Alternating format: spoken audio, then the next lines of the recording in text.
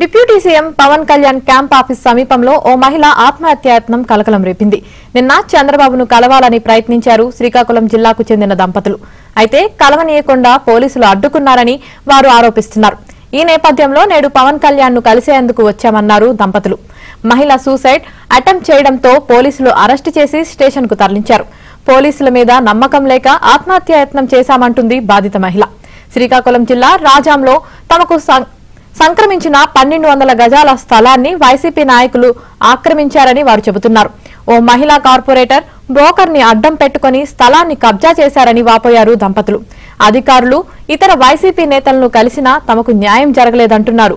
కాబట్టి CM Chandrababu, deputy CM Pawan Kalyan తమకు న్యాయం చేయాలని విజ్ఞప్తి చేస్తున్నారు శ్రీకాకుళం జిల్లా రాజాంకు చెందిన దంపతులు.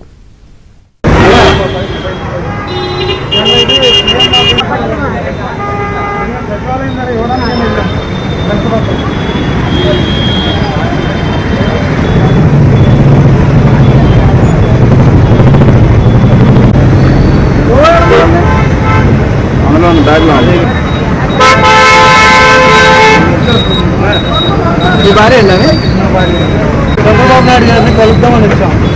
ఒక్క నిమిషం మైక్ పెడదాం.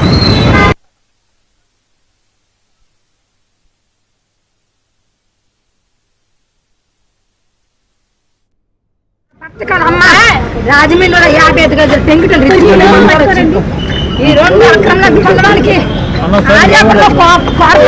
విజయలక్ష్మి అక్కడ బ్రోకర్ ఉంటారండి. వైసీపీ చిన్నాలండి. బ్రోకర్ నక్క నీలకంటాడండి. ఆడే మేనండి. ఇలాంటివన్నీ డీల్ చేస్తాడండి. వాడే డీల్ చేస్తాడు రెడ్డి గారు. పోలీస్ కంప్లైంట్ ఎన్నిసార్లు ఇచ్చాము. కాకినాడ ఆత్మహత్య ప్రయత్నం చేసుకున్నాను. కాకినాడలో లాస్ట్ కండి హైకోర్టులో కూడా చేసుకున్నాను సార్. హైకోర్టులో ఆత్మహత్య ప్రయత్నం ప్లేపేక మీద వేడి పెట్టుకుంటే అందరూ పిలిస్తే కవర్ చేసి న్యాయం చేస్తానండి. నా చేత బలవంతంగా సంతకాలు తీసుకొని భూమి డాక్యుమెంట్ మాయం చేశారండి. లాకర్లో నుంచి లాకర్ అండి, బ్యాంక్ లాకర్లో నుంచి. ఎంతకన్నా ప్రభుత్వాలా అండి? ఆడపిల్ల పశుముఖం కలిపి కావాల్సి వచ్చిందా? నేను కోరుకున్నాను. నాకు సీఎం దృష్టికి, పవన్ కళ్యాణ్ దృష్టి తీసుకెళ్లి నాకు ఆ బ్యాంక్ మీద ఆ రెడ్డి గారిని అరెస్ట్ చేయాలండి. ఆడెలాగ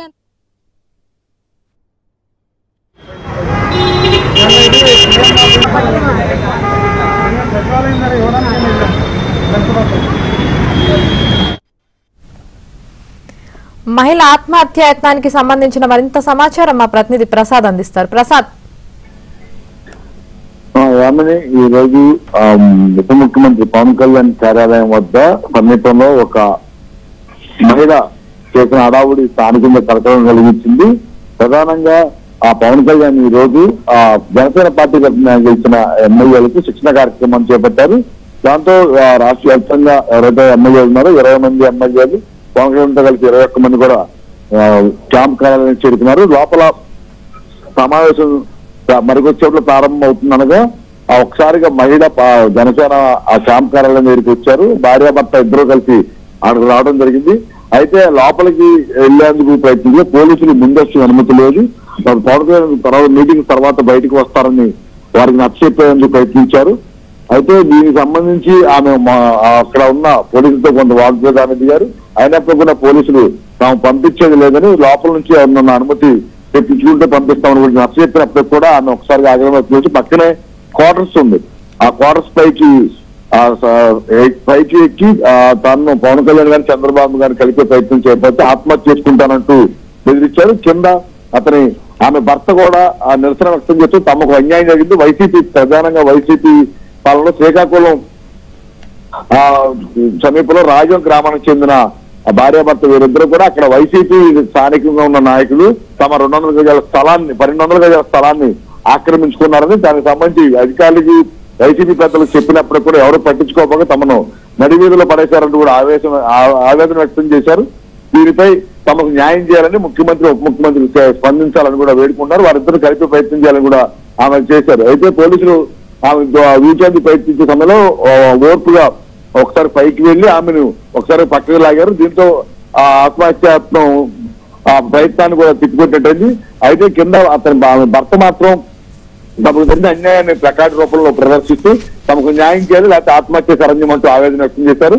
దీంతో ఇద్దరిని భార్యాభర్తలిద్దరూ కూడా ప్రభుత్వం పోలీస్ స్టేషన్ తరలించి విచారిస్తున్నారు.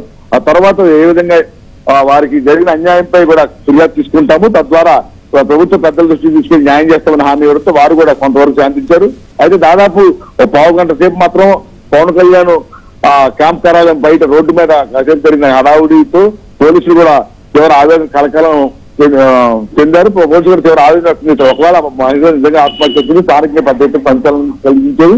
అయితే పోలీసులు కూడా చాలా జాగ్రత్తగా ఆమెని మాటలతో సర్ది చెబుతూ ఆమె కింద దోక్కుండా కాపాడగలిగారు. దీంతో పోలీసు ఉన్నతాధికారులు కూడా సూర్యారావుపేట పోలీసులు పనితీరు కూడా మెచ్చుకుంటూ ఉన్నారు. మొత్తం మీద వైసీపీ హయాంలో ఇలా చాలా మంది ఆ పేదలు నోరు లేని వారి ఆ స్థలాలు ఆక్రమించుకోవడం, అన్యాయంగా దోచుకోవడం చాలా చూసాము. కొన్ని బయటికి రాబోగా ఇప్పుడు ప్రభుత్వం మారిన తర్వాత చాలా ఘటనలు బయటకు వస్తున్నాయి. ఇప్పటికే వీటన్నిటిపై కూడా పూర్తిగా విచారణ చేసి ఎవరైతే బాధితున్నారో వారందరూ న్యాయం చేయాలని చాలా మంది బాధిత కుటుంబాలు ప్రభుత్వాన్ని ఆశ్రయిస్తున్నాయి ఆమెని.